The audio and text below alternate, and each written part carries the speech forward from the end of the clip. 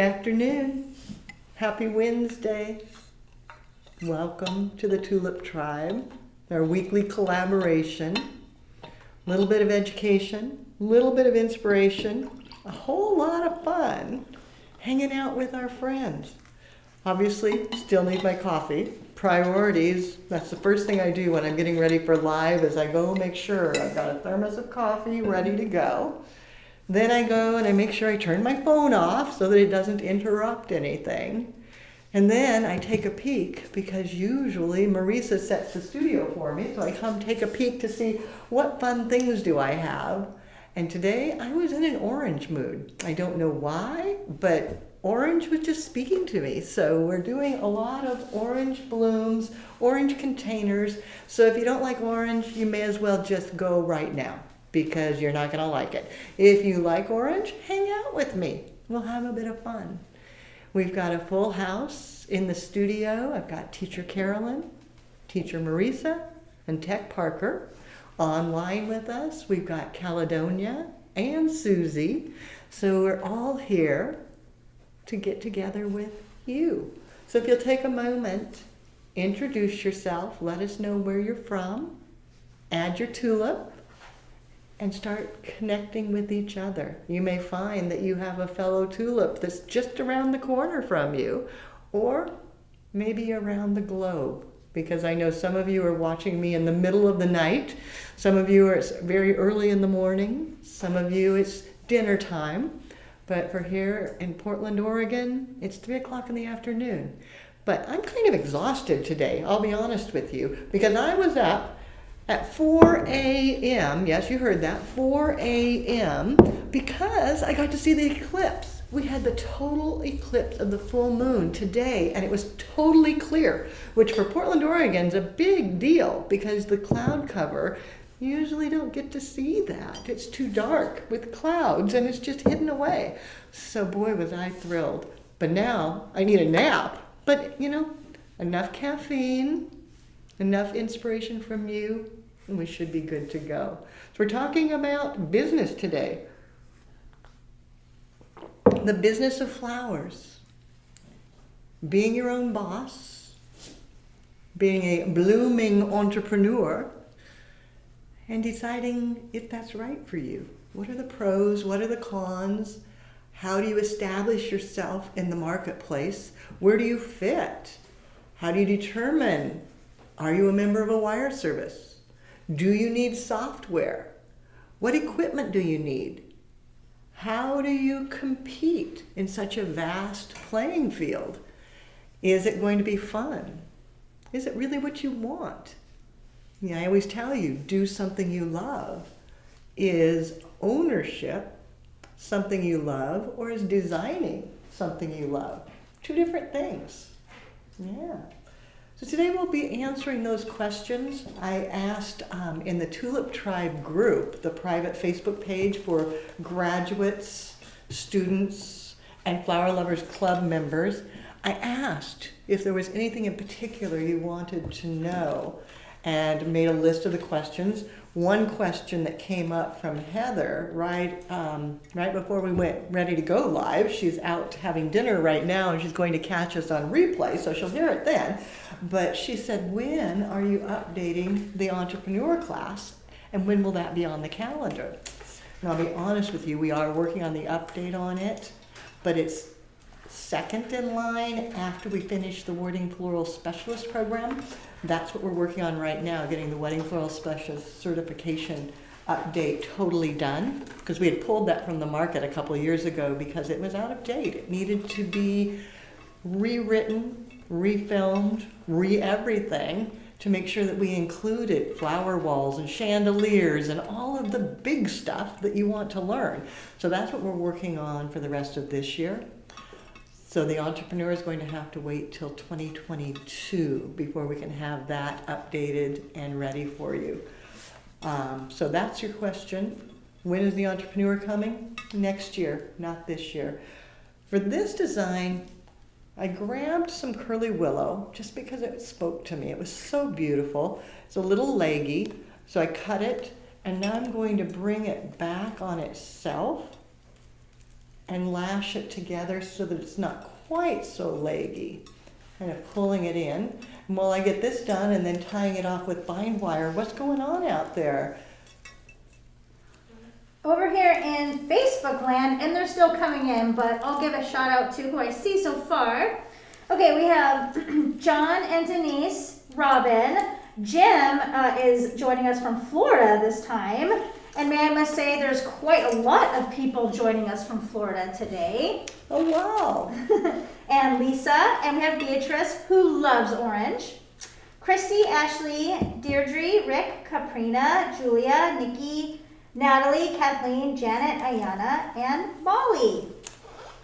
Florida is beautiful right now. My bonus daughter is celebrating her birthday in, I think it's New Smyrna Beach or Smyrna Beach, something like that. It looks gorgeous, and she got some pictures of the moonlight last night and posted it, and it was just, oh, splendid. She's having a very good time.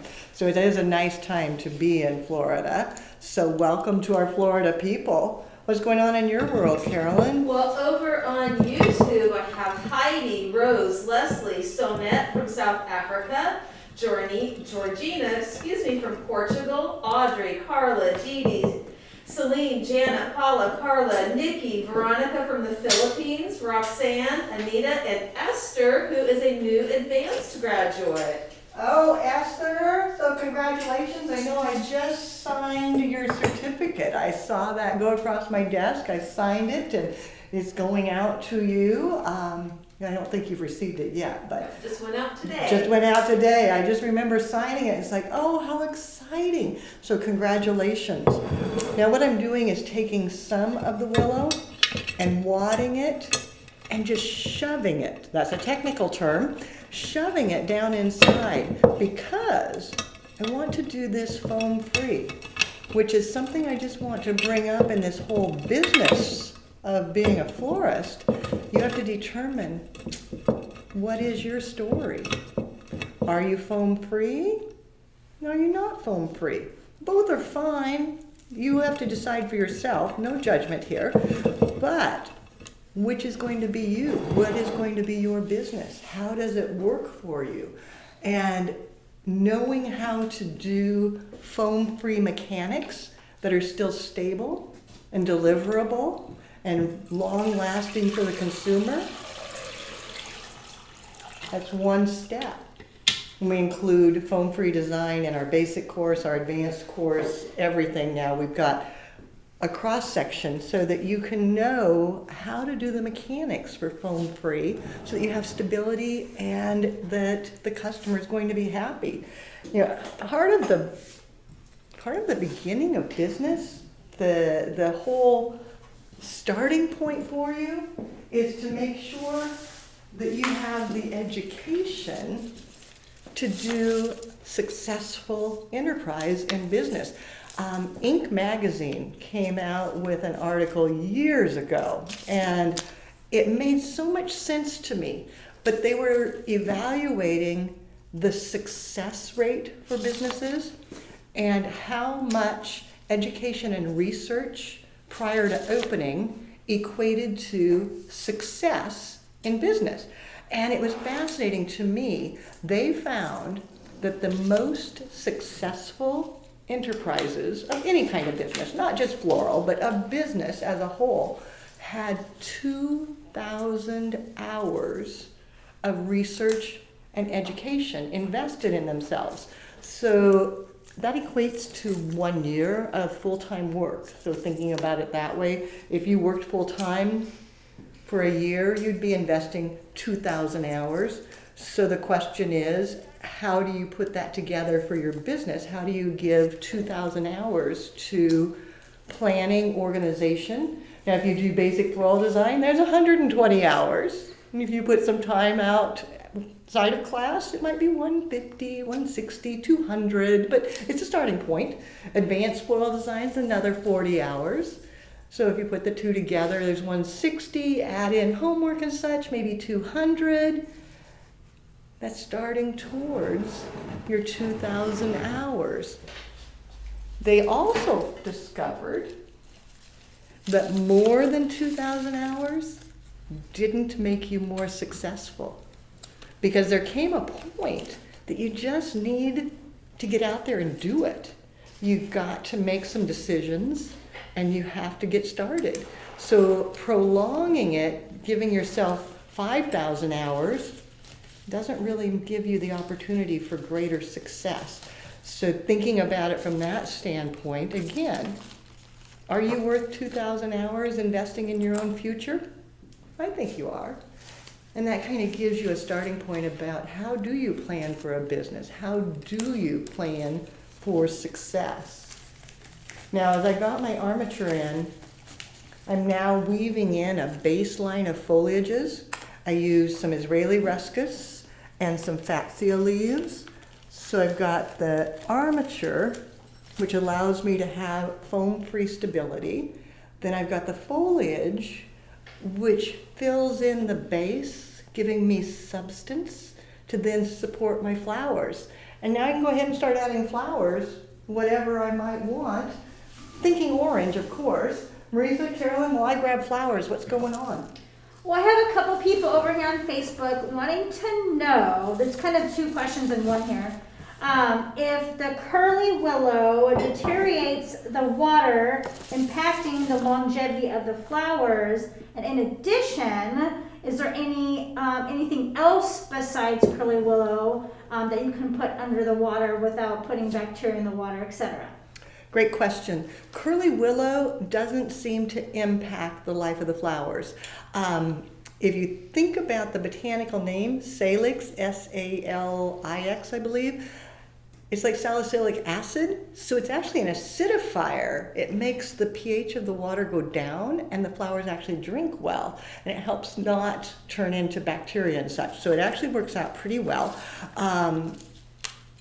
Branches that work would be hard branches, very woody branches. Red twig dogwood would work.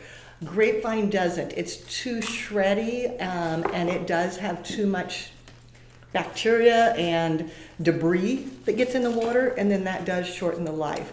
So using hard, firm foliages or grasses, lily grass, bear grass, both of those would work just beautifully. Allowing you to place something in the water, an aspidistra leaf, that's hard, smooth, it doesn't shed, that would work. Plumosa, not working, bad. So it shouldn't hurt your flowers. It does give you a natural armature. It's an alternative to floral netting, so that it truly is 100% organic biodegradable because it's a branch. That's kind of cool. I like that.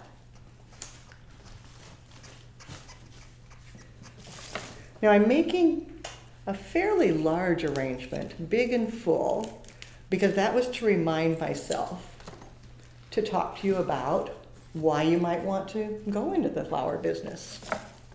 That's a question for you. Why do you think people go into selling flowers? What's the number one reason that people choose to sell flowers? I'll give you a minute to think about that and type in your answer.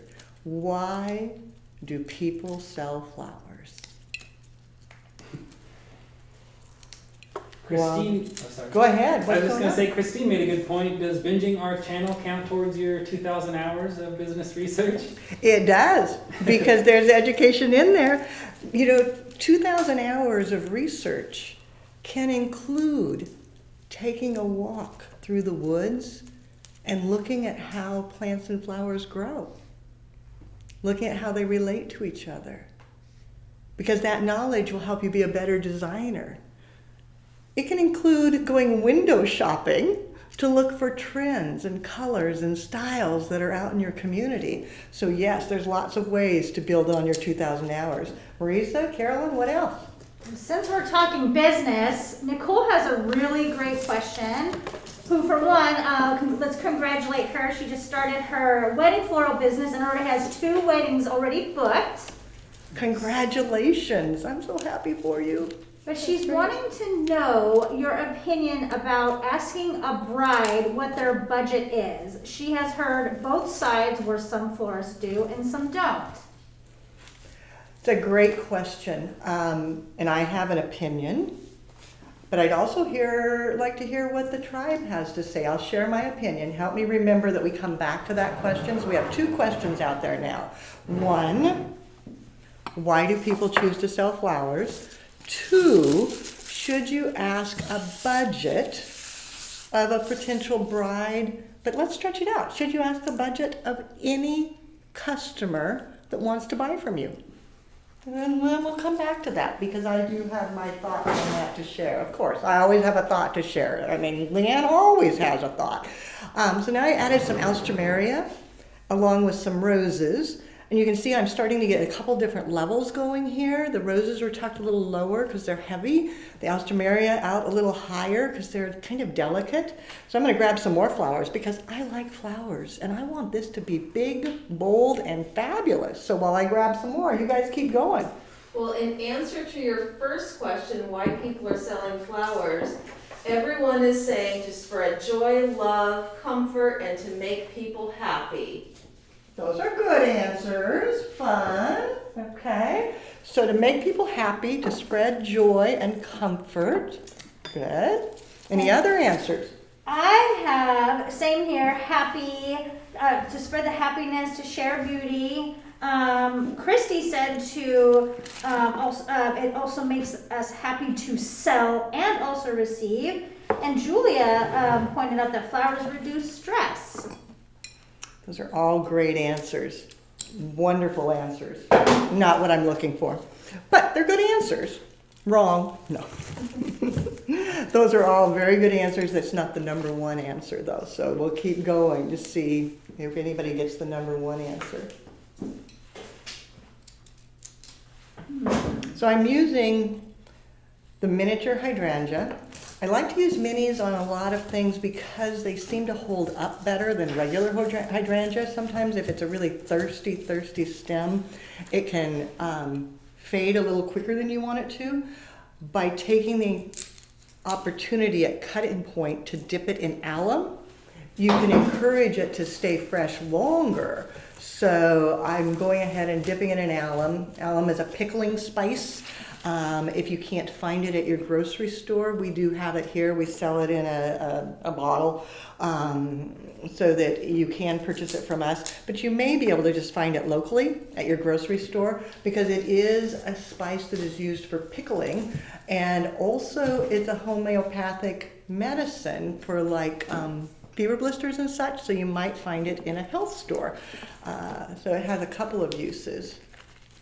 So the hydrangea I'm adding in to brighten this a little bit because that light green just makes everything sing a little more, makes it a little happier. Well, now everyone is chiming in, and Flower Dude was the first person to say this. He sells flowers to make money. There, that's good. Excellent. Okay. Wrong answer, but it's good. It's good. And I agree. This is a good one, but I don't know if this is what you're looking for, but it's good. Kathy likes to sell flowers to spark their design skills. Oh, okay, good. That's fun. Wrong. That's fun. Oh, shout out to Teacher Anna. Hi, Teacher Anna. I miss you. One of these days, we'll all be back together in one space and be able to spend time together. So glad you're here. Sherry said the same thing. She said to make a profit. Okay. Alana to make money. Oh, and then Chrissy says to do something they love? Question mark. Okay, that's even the most best Good answer. idea. Okay. So absolutely every one of those answers is correct. And when I'm talking to a consumer, I would definitely talk about the health benefits and the beauty and the happiness and the joy that comes to people when they receive flowers or when they send, because both the sender and the recipient benefit from that flower purchase. But the number one reason that people decide to sell flowers is because they like to buy flowers. Florists love flowers. Florists like to buy flowers, so it makes sense to them to sell flowers because everybody should want to buy flowers. That's something you want to keep in mind because you're different than the rest of the world. You like to buy flowers. You have to buy flowers because they make you happy. You have to have flowers in your home because that's just a necessity. Your mission as a shop owner is to convey that message that flowers are a necessity to everyone because you have to teach them to like flowers just like you do. But that's the number one reason that people go into business selling flowers is simply that they like to buy flowers, which is why I picked this design first that's just over the top, big, huge, filled with flowers, because this is the type of thing that you as a florist would get so excited about getting is something that's huge with flowers. And you would see the value of having to spend quite a bit of money to get a beautiful over-the-top arrangement, whereas some of your customers, they don't necessarily see that value. They want to spend a little less money sometimes. So then the trick is how do you get them to want to spend more so that they can have that joy of a big, bold, fabulous, wonderful arrangement in their home. Because you know how grand it is, but they don't necessarily know that. So it's a learning curve, a teaching curve. One thing that I find, and I still do it today, is that it's really important to invest in your career, invest in your knowledge. Coming to flower school, that's a step. But another step, besides trying to find the perfect hole for this flower, there we go. Another step is to buy flowers for yourself and take them home. Have them in your house so that you can see how they open, how they live, how long they last, how they respond to light, to gravity. So your mission is to buy flowers, which is what you like to do because you'll learn, you'll be educating yourself, and that will help you to sell more flowers because knowledge is power. The more you know, the more you can share with your customers and the more that you will be bringing that joy and beauty to the flower world. So that's my mission to you this week. Go out and buy some flowers. Isn't that hard? I'm sure you'll figure out how to do that. Maybe I'll even add some heliconia in here, letting it come up a little higher.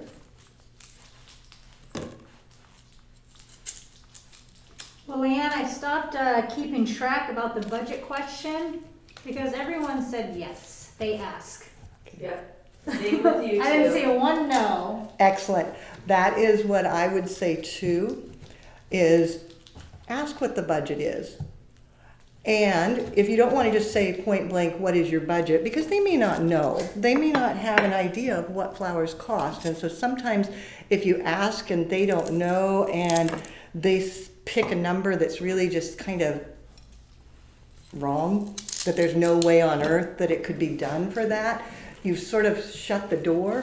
So sometimes when I'm asking a budget, rather than just saying, do you have a budget? I'll say, well, we do weddings at several different price points, depending on the complexity and the quantity and the number of guests and all of that. It can vary. My minimum or my starting point or what I find most brides do is to start at $3,000. Then we also can do it for $700, $1000, or $200, depending on where you want your flowers to be. You know, is it big, bold, and fabulous like this, or is it a little more minimal? But by giving them a range of 3 different prices, one, you state your minimum. I can't do your wedding for less than $2,000. I can't do your wedding for less than $10,000. We do not do weddings less than $10,000 because once you know your work and your customer, you can know that you can't do a good job for less than that. So it's kind of important to get that out right in the very beginning. And if you say my minimum is $10,000 and they go, oh, I can't do that. I'm sure there's other people. Let me send you to, and send them on. Let them find someone that can do it for less, because there's always someone that you can refer to that can do things for less than you are, because you know who your customer is. And so then they have to go to this other one. And by sharing with each other, you figure out who your customer is and you serve that customer. And when you can't help this customer, then you help them find who can. And you'd be surprised how many times, although they weren't going to do it with you because you were too expensive, but then they changed and thought, oh, well, maybe I still want you. And their budget suddenly goes up because they know that you are true to yourself and your customer, which you can do a better job, much better job that way. So yes, definitely ask a budget, and not being afraid to stick with that budget. Not being afraid to say, this is what I can do. So if they want to spend a lot of money, you can do big and bold and fabulous. And you can have heliconia and alstroemeria and gerbera and hydrangeas and pincushion protea and roses and curly willow and all of it in a handmade ceramic vessel. And it can be grand. Or this isn't in their budget right now. So then you can do something at a different price point, at a smaller budget. Not this for less money. That doesn't change. This is this price. But you can do something for less money and be able to share with them. It's so important to determine what your story is. And by that I mean who you really are as a florist. Do you only do big, bold, and beautiful? Do you only do minimal, more Ikebana inspired? Do you only do foam free? Do you only do Bespo garden style? Who are you? Think about that. What is your story? Determine who you are so that you can communicate that to your customer. Because if you don't know who you are, how can your customer know who you are? They don't even have a clue as to how to determine if you're their florist. But if you know your story and you share your story, put it on Instagram, put it on Facebook, have pictures of what you like to make, and be consistent. Just keep showing what you do well, and then that customer starts coming to you. Maybe you only do local grown. Maybe you only do roses. You know, all of that's okay. It's just a matter of knowing what it is you do. Carolyn. Yes, I'd like to give a shout out to Christina and Ike. It's their first time watching live. Oh, welcome, Christina. Welcome, Mike. We're glad you're here. Tulip Tribe, give them a shout out. Make them feel welcome. Let them know that we love having first-timers join us and that it's pretty grand to have a tribe that supports each other. We're going to do these two gerberas, but I need it to be a little taller. So I'm going to bind them together, giving myself the ability to have this be a little bit taller in the vase without having to add foam in there or anything, so nothing to lift it up.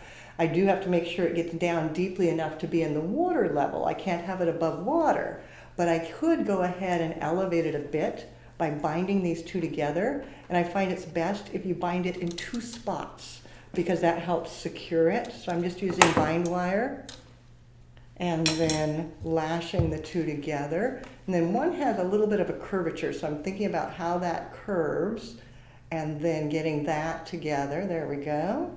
Then coming in with the opposite and doing an arrangement now that would be similar in feel to the big and bold, but at a different price point. So that if the customer can't spend $500, they could spend $100. There's always something for everybody. It's just a matter of finding what is that something without shortchanging yourself. We'll find that as you figure out what your story is and you start thinking about that and planning with your story, it allows you to start setting boundaries. It allows you to start establishing what it is you do. It allows you to be true to you and still good to the customer. Because setting boundaries isn't bad. Setting boundaries is actually very good, and it allows you to do the best job you can because you stay in control of what you do well. So by knowing what your story is, deciding that I specialize in whatever it may be, and that your minimum price is whatever it may be, and that you want to help the customer that fits into that framework, allows you to do everything better and to keep your life in check. Because if you start trying to do things that you do everything for everybody, chances are you're not going to be happy. Because you can't be everything for everybody. You have to be perfect for your customer and perfect for you, but not worried about everybody, because everybody isn't your customer. So knowing your story, setting your boundaries. I have been so proud. We've had some graduates who have been just religious about setting boundaries, that they will only work 3 weekends a month. So it's wedding season, but they pick one weekend and say, I'm not doing any weddings that weekend, because they know they need to nurture their soul. And if they worked every single weekend, their soul would die and they wouldn't find joy and beauty. They know that if they take that one weekend off, the other 3 weekends are very fun. I saw one of the people in the tribe made a point over the holiday with Mother's Day of making sure that no matter what, they left at 6 o'clock every day. And they just said, no, we can't take more orders because we can't do more. We have to say no. That made it so that they could make beauty and spread love to the customers that had planned ahead and that they had the orders for, and that they could do it well. Whereas if they said yes to everyone and stayed until midnight or till 2 a.m. or didn't go home at all, chances are some of those arrangements wouldn't have been fabulous. And they certainly wouldn't have been doing something they love at that point. At that point, they would have been just exhausted and thinking, what was I thinking? I never want to be a florist again. But I don't want that. I want you to always want to be a florist. I don't want you to think, gee, I wish I had never been a florist. Because that means you didn't set boundaries. And you can't set boundaries until you know your story. So it goes back to, who are you? How do you want to sell flowers? Who is your customer? You know, all these little things. And I think asking a budget, going back to that question, makes it easier. Now, somebody asked in the Tulip Tribe group, how do you handle competition? Again, not everyone is your customer. It's not competition. It's peers. It is people that are doing the same thing as you, but differently. They're not going to have the same boundaries as you do. They're not going to have the same price as you do. They're not you. So they're not competitors, they're peers. And so then it's like, how do you find that customer that's truly yours? Some customers are going to want the lowest priced flowers possible. And there's actually a farm outside of the Portland area here where you can go pick your own flowers, and every single flower is 50 cents. It doesn't matter what it is, it's 50 cents. They grow it, you pick it, it's 50 cents. I, as a florist, can't compete with that, nor should I. That's not what I do.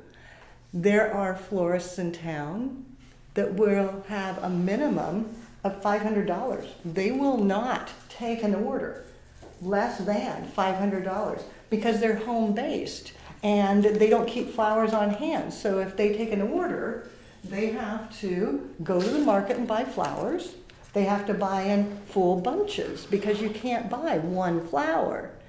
So for them to try to do something for less than $500 doesn't make sense. Now, do they get tons of orders? No. They get enough orders to run their business. Brilliant minds. Again, you don't need every customer, you just need your customers.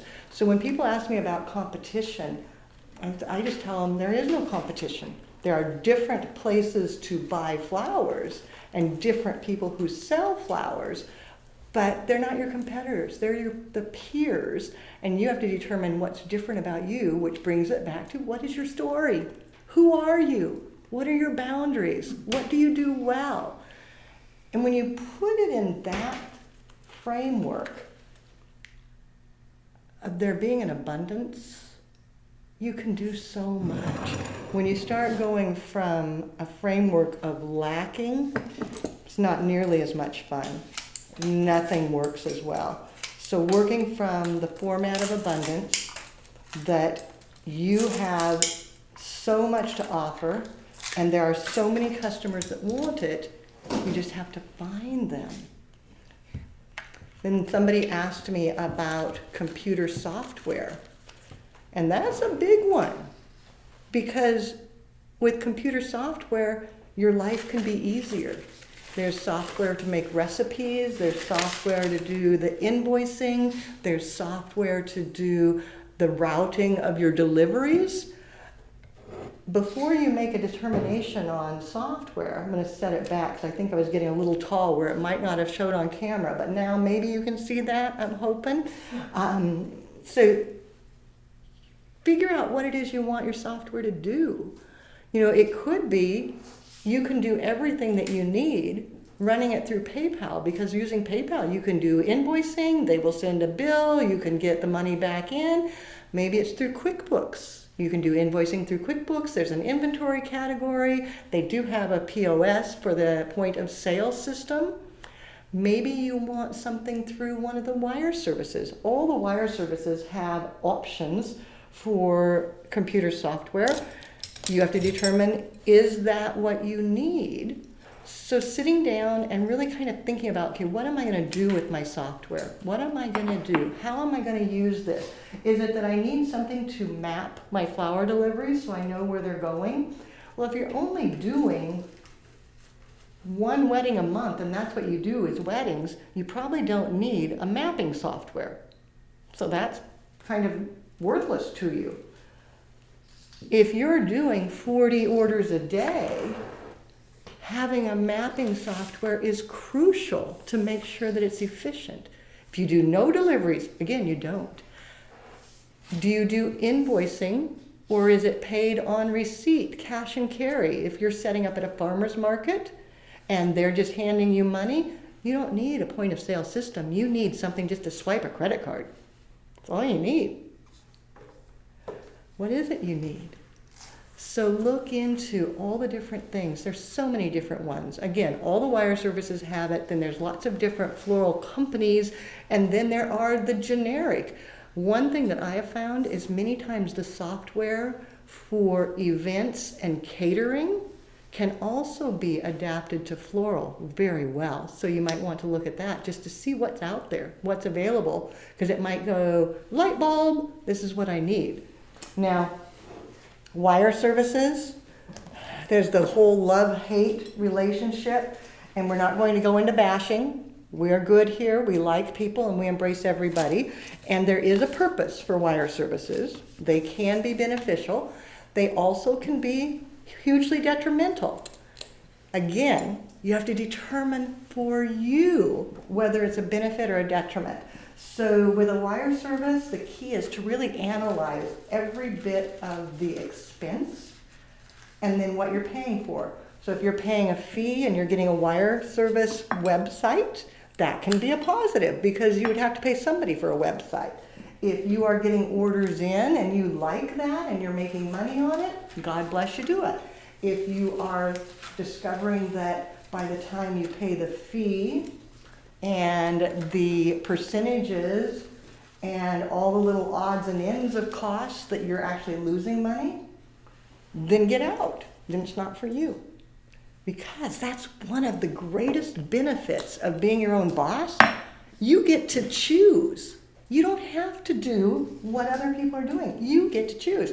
And one of my things as a business owner that has always been my goal, and it stays still foremost in my world, is I only do business and write checks to people that I like.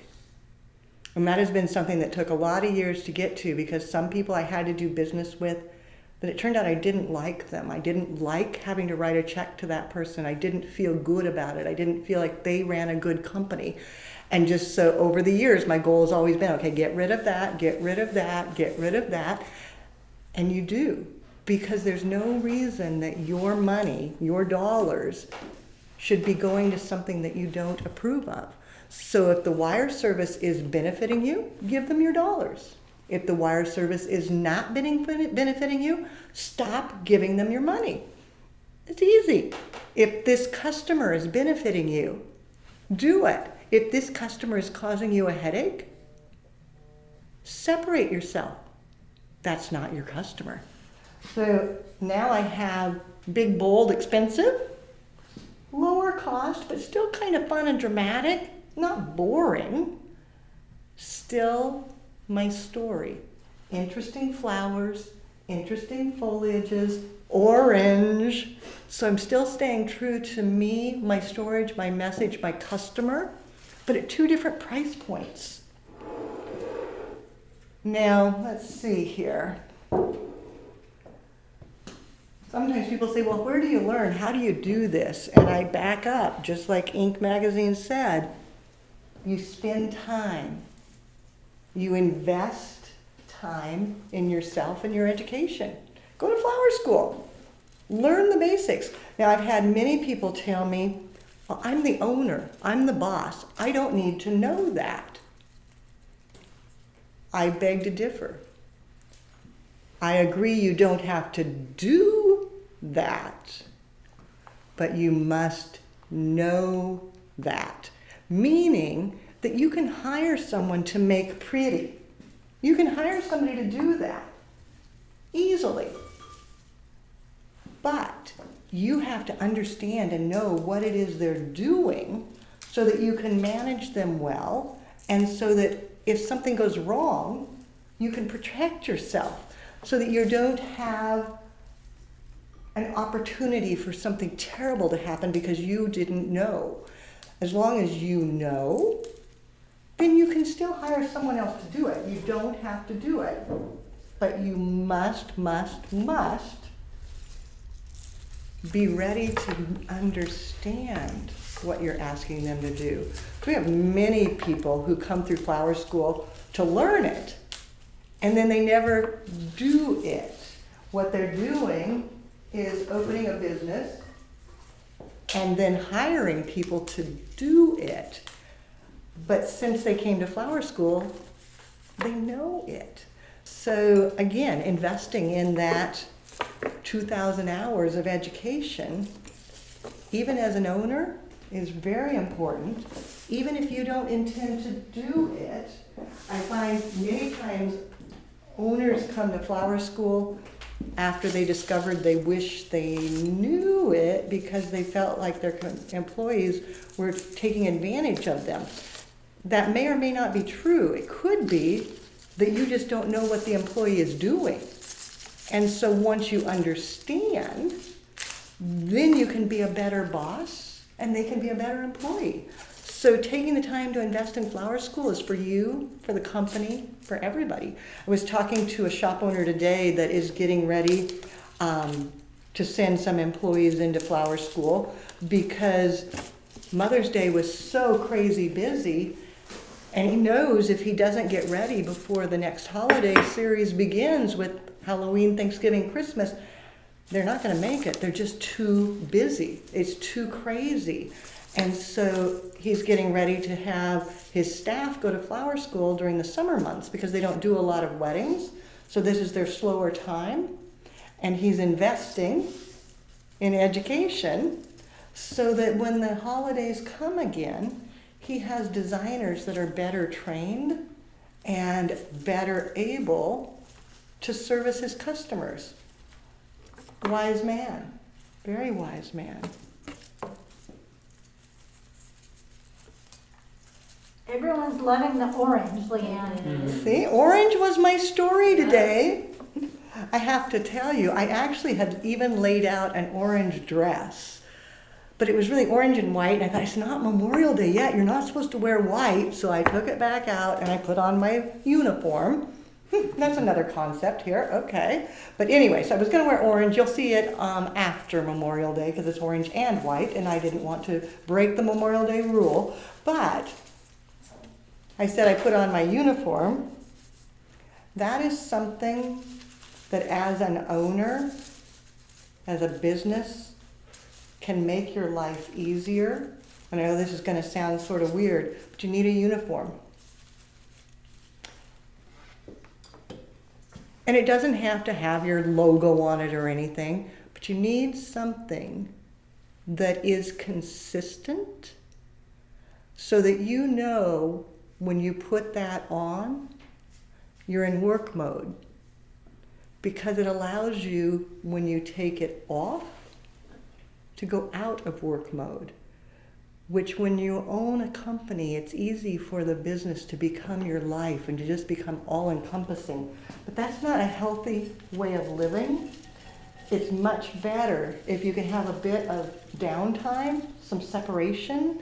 So if you have a uniform, so that you know when you put this on, you're working, and when you take it off, you're not working, you're having fun. Now your uniform could be an apron. But you know that that apron goes on when you're working and it comes off when you're not.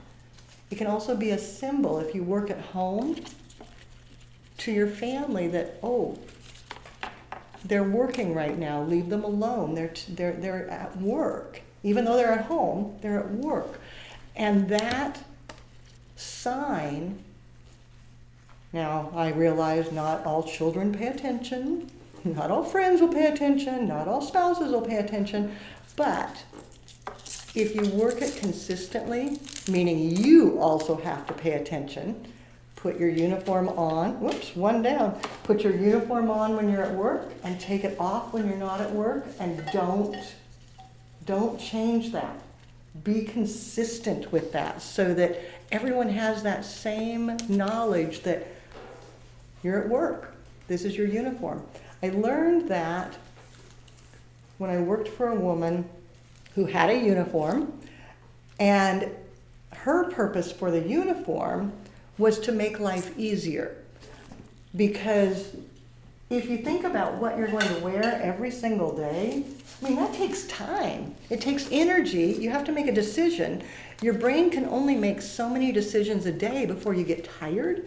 So not having to think about what you wear makes that one less decision that your brain has to make. So Carla always, I mean always, when it was work, was a denim skirt and a t-shirt, period. Denim skirt and t-shirt. She had probably 5 denim skirts and 10 t-shirts, but it was always a denim skirt and a t-shirt. And you knew that was when she was at work. Now she didn't wear it outside of work. And it also then was a message to her, I'm going to work. I'm getting myself ready to work. I thought that was brilliant. And I have copied her ever since. And my uniform is just always black. black, black, black, black. And I know if I have on my black, I'm probably going to work. And then if I'm teaching, I always put on my jacket. And that to me is a sign that I'm stepping into my teacher role. And then when I take my jacket off, now I'm not a teacher. So it's just those little things that can make your story stronger as you're working with your customers and your employees and your family and you and your friends. It all helps to make it so that everybody knows what the story is. And once you know the story, you can write your business book and you can put your business plans together. Sounds oversimplified. It sort of is, but it doesn't have to be hard. You can do things easily if you stay focused. Where it gets harder is when you lose your focus and all of a sudden you don't know what the answer is because you don't know what your story is. You don't know how you're going to function. Now, as I was working on these, I was wanting to have a story that stayed consistent. So the orange was my consistency. Also, interesting materials. Also, using line and space. Notice how this one doesn't tell the same story. Small, compact, round. In order to keep it with the message and the same story, I need to go back and add in some branches. This will finish the story so that it all coordinates and stays true to the message. Cutting it down. And shout out to Elizabeth, who is a current Flower Lovers Club member and is the first time joining us live. Hi, Elizabeth. You know, it's so grand to get to join you all live. Live is so totally different than when we send you a video or something. I mean, we like to send you videos. That is nice too. But getting together live where we can kind of get to know you, see your comments, see your questions, find out if you're a first timer, and for you to get to know the rest of the people in your tribe, because you all can learn from each other. I know it was funny, I learned from Tulip Triber Carl. I can't remember his last name, but Carl, and he was in the Tulip Tribe group. And over Mother's Day, he did a brilliant marketing job. What he did is on every order, after he had taken the order, so he got his Mother's Day order, and it might be $19.95, might be $59.95, might be $195. I don't know. I don't really care. But he would get the order, okay, and then he would ask, would you like us to deliver another arrangement to the nursing home or the retirement home or whatever, to someone who's not getting flowers on your behalf? Many customers said yes. And think about it. You just doubled the number of orders that you did by just simply asking, would you like us to deliver some flowers from you on your behalf to the local retirement center? Because there are people who don't get flowers. And it allowed him to bring more love and more beauty and more joy to more people and sell more flowers.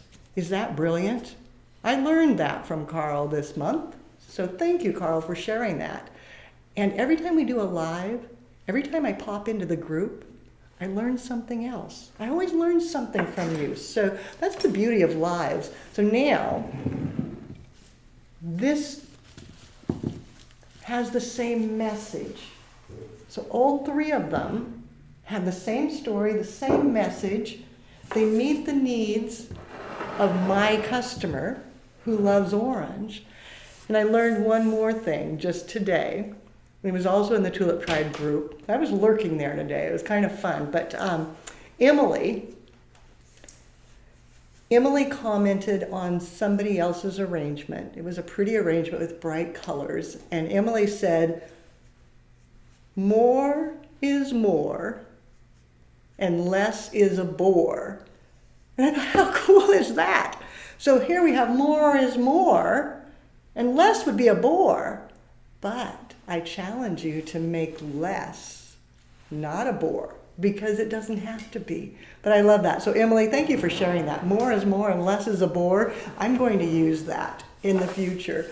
Now, as we finish up here, I'm going to kind of clear some things aside. Any questions out there that I didn't answer, anything that I said, oh, we'll come back to that, and I have forgotten? Did we answer why we asked for a budget? We What was asked. the second question. There were two No, at the did we, same time. did we There were answer two them? parts, and no, we didn't. So we said, yes, you should ask for a budget because it helps clarify expectations and it narrows down so that you're not wasting hours or even minutes on someone that isn't your customer. I mean, if they had planned to spend $5 and you need $50, that's so far apart. They're going to be offended. You're not going to be happy. Nobody wins. So you ask a budget for clarification, to allow everybody to understand the same story. And sharing the range of what you can offer in budgets allows you to do that tactfully. So if you're asking for their budget and saying, we can do that starting at $500, of course, if you want exotic blossoms and full and luxurious and fabulous, it might be more $1,500 or $3,000, whatever it is. I'm using big numbers. It could be, we could do that for $15. If you'd like it full and luxurious, it's going to be $30. But if money's tight and you can't do that, we do have a miniature style design we can do for $10.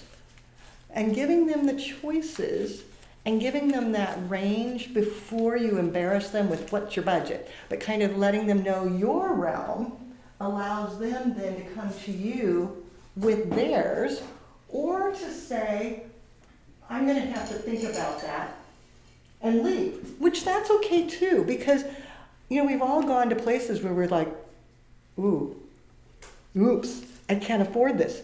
I shouldn't have walked through that door. Oh, what was I thinking? How can I sneak out tactfully because now I'm embarrassed. I don't want to, don't touch anything, you might break it. I can remember one time I was dress shopping with my mother, and she found this dress. She's like, you've got to try this on. You've got to try it on. It was beautiful. It was the coolest dress ever.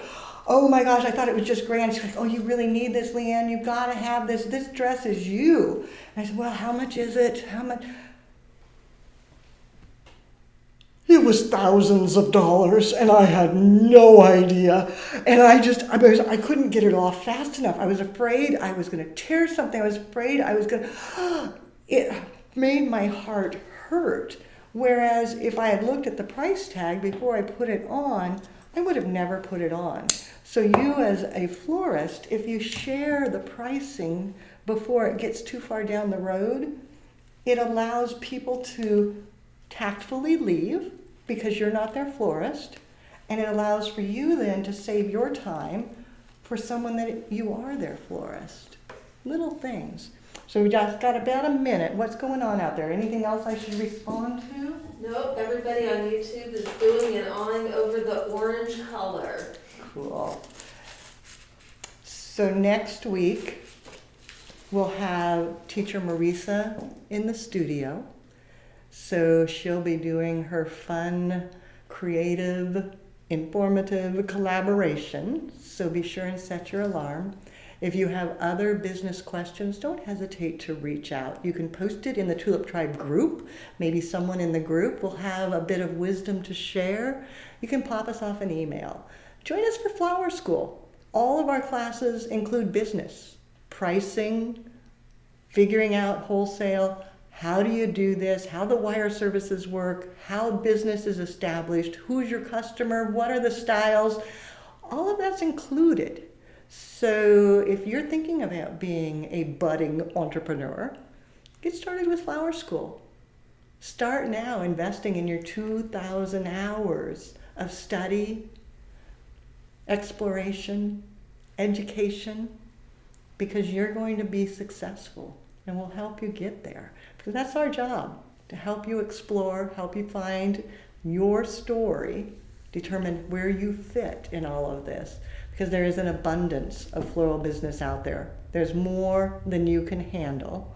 It's just a matter of finding which part is yours so that your peers can work alongside you, but you have your path and your story and your customers so that you can do something you love every day in the orange format, or maybe you're purple, maybe you're yellow. I'll let you pick your own color.